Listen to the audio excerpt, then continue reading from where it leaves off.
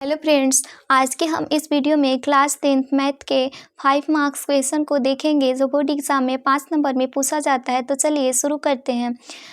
Question है, सिद्ध कीजिए कि √5 एक अपरिमेय संख्या है।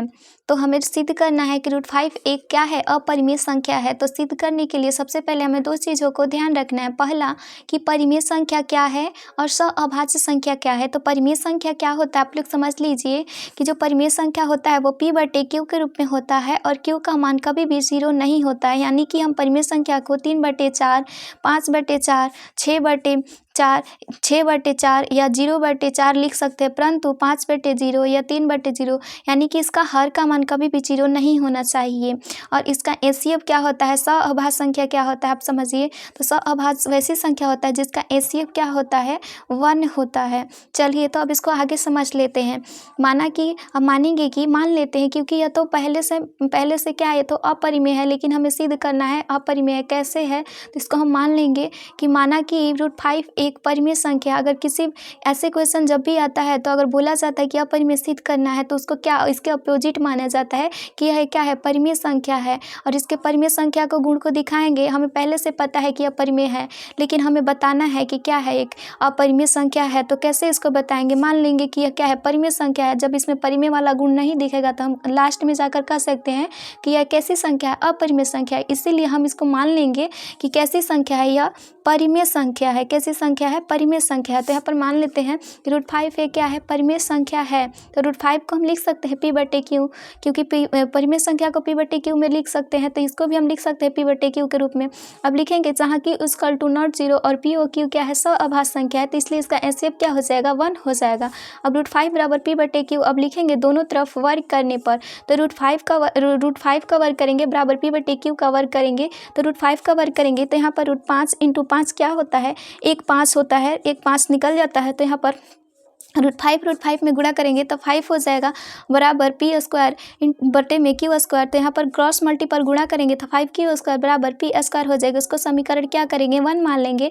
अब यहाँ पर आप समझिए कि ये जो 5 जो है, यहाँ पर 5, यहाँ पर देखिए, यहाँ पर 5Q² बराबर P² है। ये जो 5 है ये P² को विभाजित करता है, तो हम कह सकते हैं P को विभाजित करेगा। कैसे, तो यहाँ पर देखिए, मान लीजिए 25 है, 25 जो है 5 से विभाजित होता है। तो 25 को हम क्या लिख सकते हैं, 5² बराबर 5। तो ये 5 जो है 5² को विभाजित करेगा, या 5² जो है 5 से भी विभाजित होगा, क्योंकि जब ये 5 जो है 25 को विभाजित करता है तो इसको स्क्वायर को भी क्या करेगा, 5 विभाजित करेगा।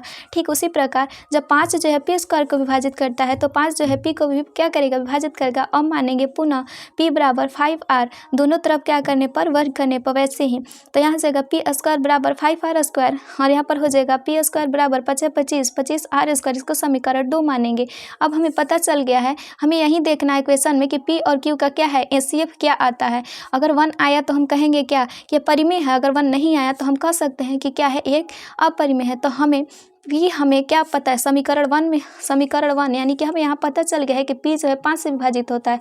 अब हमें Q देखना है कि Q किससे विभाजित होता है। तो यहाँ पर हम देख रहे हैं कि Q किससे विभाजित हो रहा है। तो अब हम Q के मान निकालने के लिए क्या करेंगे, P² का मान जो 5Q² है, यहाँ पर समीकरण 2 में क्या करेंगे, रख देंगे। तो Q² पता चल जाएगा, Q² क्या करेगा, पता चल जाएगा कि किससे विभाजित होता है। तो यहाँ लिखेंगे समीकरण 2 में P² का क्या करने पर, मान रखने पर। तो 5Q² बराबर हो जाएगा 25R², Q² बराबर हो जाएगा 5R²। अब हम लिख सकते हैं कि यहाँ पर लिख सकते हैं कि जो 5 है Q² को विभाजित करता है, तो 5 जो है Q को भी क्या करेगा, विभाजित करेगा। यहाँ पर सेम वही चीज़ है, यहाँ पर भी हम लोग क्या करेंगे, लिख लेंगे। और फिर हम कह सकते हैं कि हमें P और जो Q है वो किससे विभाजित होता है, 5 से विभाजित होता है। तो चूंकि इसका HCF जो है कितना हुआ, 5 हुआ, लेकिन हमारा HCF आना कितना चाहिए था, 1, लेकिन 1 नहीं आया। तो हम कह सकते हैं इस आधार पे कि रूट जो 5 है कैसी संख्या है, अपरिमेय संख्या है। क्योंकि परिमेय संख्या होता है इसका HCF कितना आता, 1 आता, क्योंकि हमने यहाँ पर माना है कि सहअभाज्य संख्या का HCF क्या होता है, 1 होता है, जबकि 1 नहीं आया। तो हम लिख देंगे कि अतः हमारी मानी गई जो अवधारणा है क्या है, गलत है, और √5 है क्या है, अपरिमेय संख्या है। और इस टाइप का कोई भी क्वेश्चन है जैसे √2, √3 और √7, तो केवल अंक यहाँ पर क्या करेंगे, अंक बदल देंगे, बाकी सब प्रोसेस वही होगा, सेम टू सेम ऐसे ही एग्जाम में बनाना होता है। आई होप कि आप लोगों को समझ में आया होगा।